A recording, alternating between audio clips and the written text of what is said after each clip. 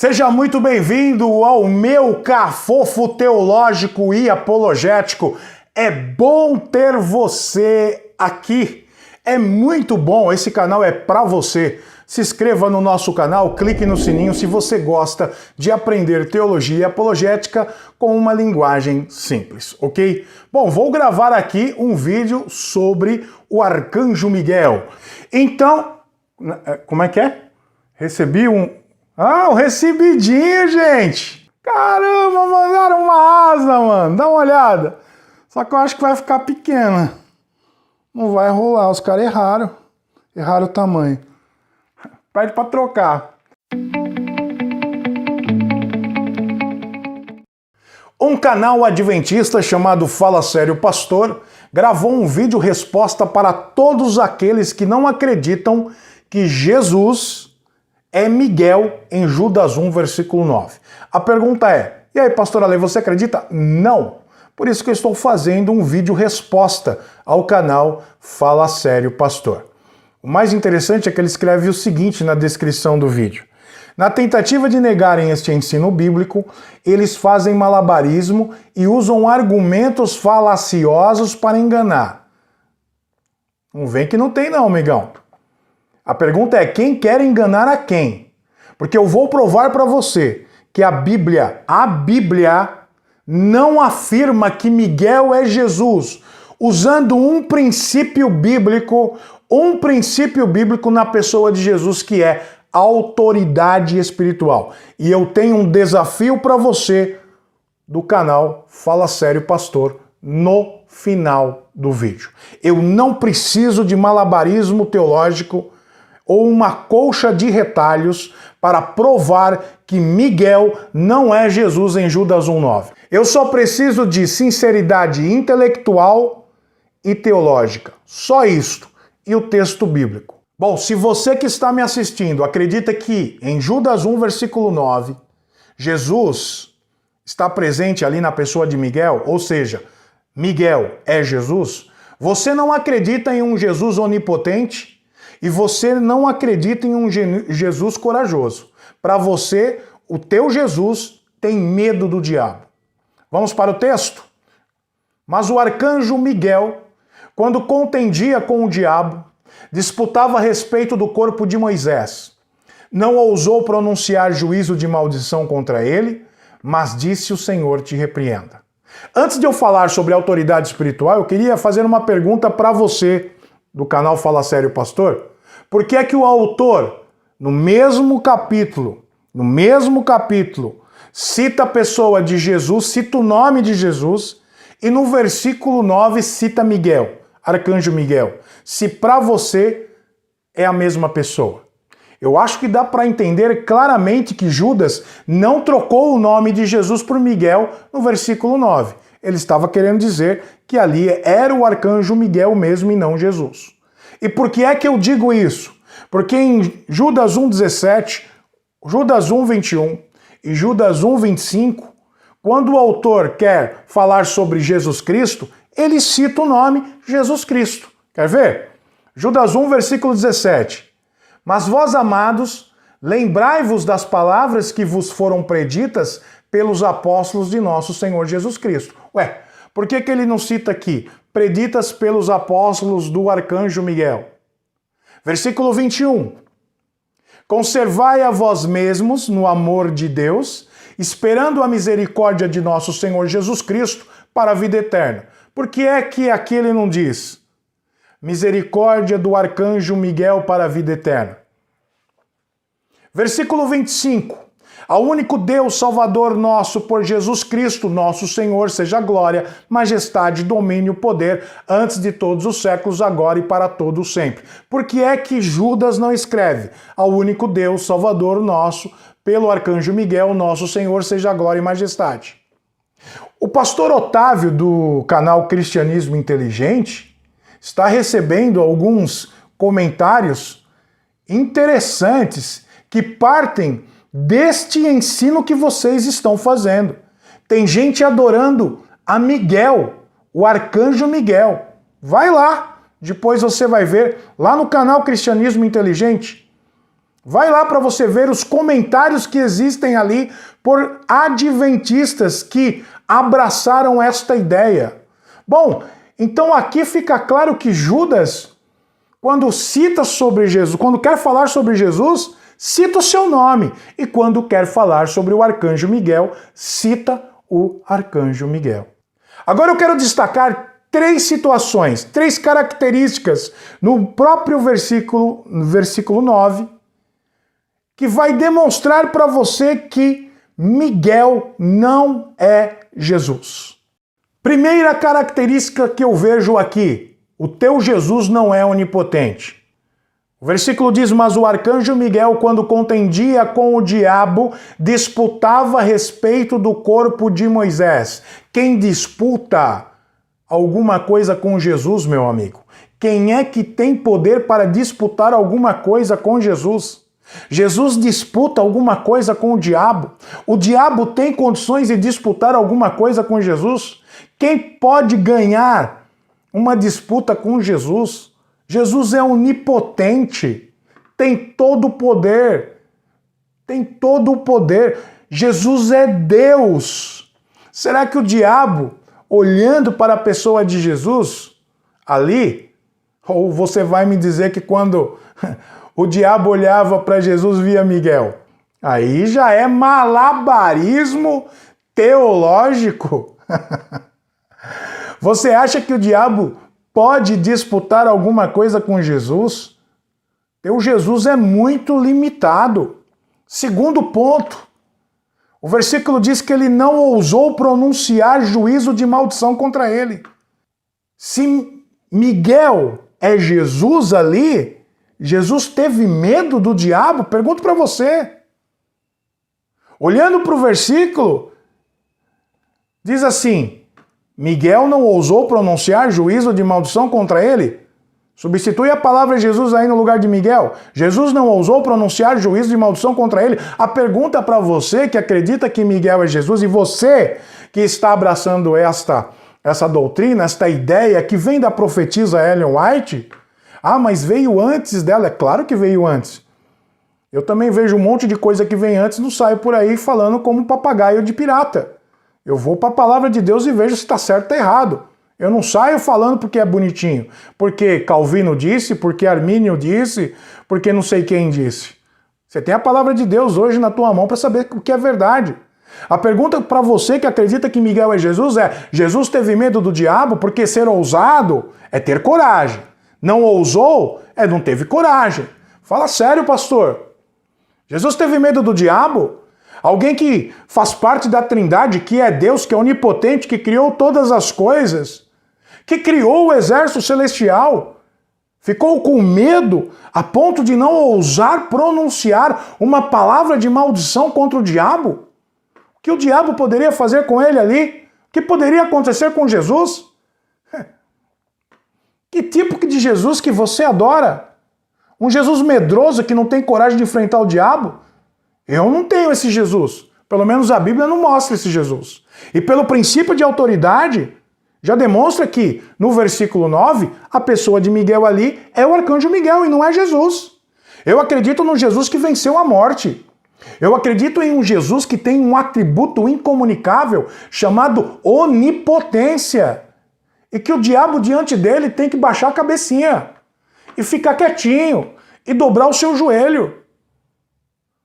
Se o texto dissesse que o diabo não ousou pronunciar uma palavra de maldição, até aí você poderia inventar alguma coisa. Mas ao contrário, você crê nesse Jesus limitado? Eu não creio.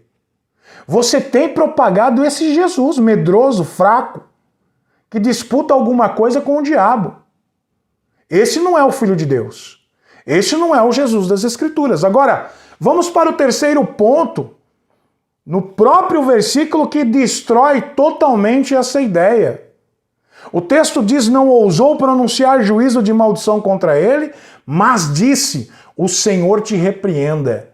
A frase que destrói essa ideia é: o Senhor te repreenda. O próprio texto mostra que não é Jesus pelo princípio da autoridade espiritual sobre o diabo, sobre as hostes demoníacas.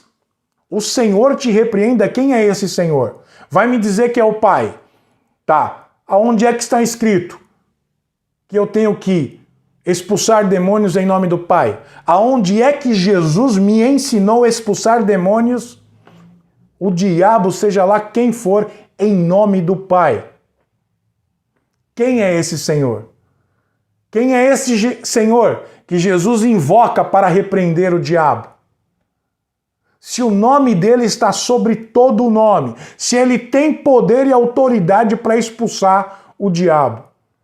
O nome de Jesus é sobre todo o nome e todo joelho vai ter que se dobrar diante dele, seja no céu, seja na terra, seja debaixo da terra. Filipenses 2, versículo 9 a 11. Pelo que também Deus o exaltou soberanamente e lhe deu um nome que é sobre todo o nome, para que ao nome de Jesus se dobre todo o joelho, dos que estão nos céus, na terra, debaixo da terra, toda língua confesse que Jesus Cristo é o Senhor, para a glória de Deus Pai.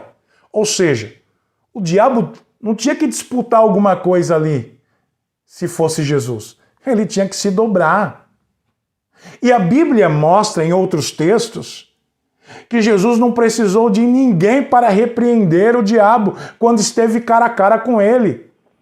Na tentação, Jesus disse: o Senhor te repreenda, ou ele disse: vai-te, Satanás?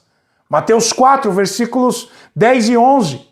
Aprenda a Bíblia, você que escuta esse tipo de ensinamento, que Miguel é Jesus. Aprenda aí e me responda. O teu Jesus não tem autoridade espiritual? Ele não expulsou o demônio em nome dele? Mateus 4, versículo 10 e 11.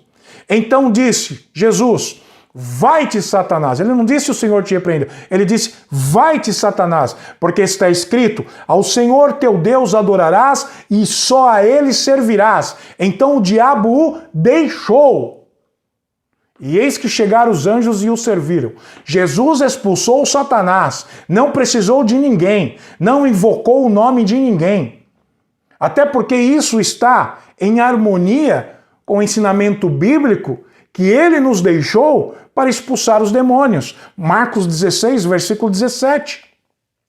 E esses sinais seguirão aos que crerem, em meu nome expulsarão demônios. Está escrito aqui em nome do Pai? Em nome do Espírito Santo? Não, em meu nome. Você quer ver como os demônios olhavam para Jesus? O que eles pensavam sobre Jesus? Qual era a ideia que eles tinham sobre Jesus? Será que eles tinham a ideia de disputar alguma coisa de Jesus? Ou eles tinham medo de ser destruídos? Lucas capítulo 4, versículo 33 a 36. E estavam na sinagoga um homem que tinha um espírito de um demônio imundo, e este exclamou em alta voz, dizendo: ah, que temos nós contigo, Jesus Nazareno? Reconheceu Jesus. Vamos lá, continuando. Vieste a destruir-nos? Bem sei que és o Santo de Deus. Ou seja, os demônios sabiam que ele tinha um poder para destruir, para acabar com eles. E reconheceu que ele era o Santo de Deus. Continuando. E Jesus o repreendeu, dizendo: cala-te e sai dele. E o demônio, lançando-o por terra no meio do povo, saiu dele, sem lhe fazer mal. E veio espanto sobre todos, e falavam uns aos outros, dizendo: que palavra é esta, que até aos espíritos imundos manda com autoridade? Hoje eu me espanto com alguém que diz que Jesus não tem autoridade para expulsar o demônio, e que precisa chamar outra pessoa para repreendê-lo. E que ainda disputa alguma coisa com o diabo. Ou seja, se ele expulsou o diabo quando esteve cara a cara com ele, no meio de uma tentação, se ele ensinou que o diabo deve ser expulso em nome dele, e não no nome do Pai ou no nome do Espírito Santo, seja lá qual for o nome.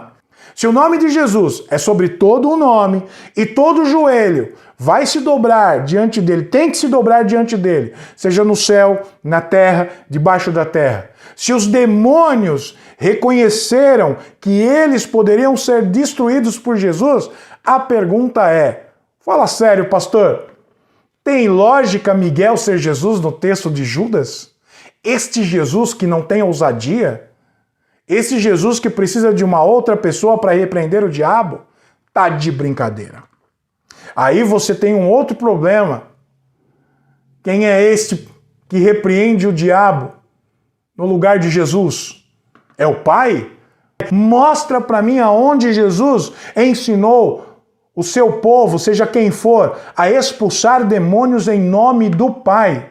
Jesus nunca ensinou isso, mas ensinou a expulsar os demônios em nome dele.